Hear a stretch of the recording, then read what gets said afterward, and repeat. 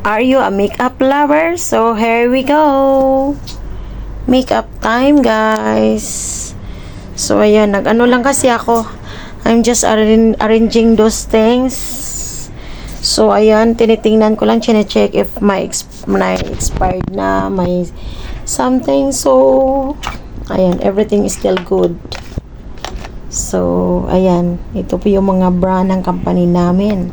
The highest brand, the famous brand, Cover FX, Anastasia, Lime Crime, Beauty Bakery. So, ayan. So, makeup lover, are you ready? Let's rock and roll. At ito din, yung skincare. Wow. This skincare is amazing brand. Evelom.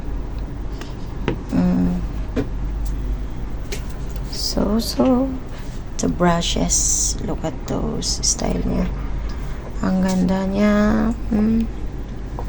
So, ayan na po.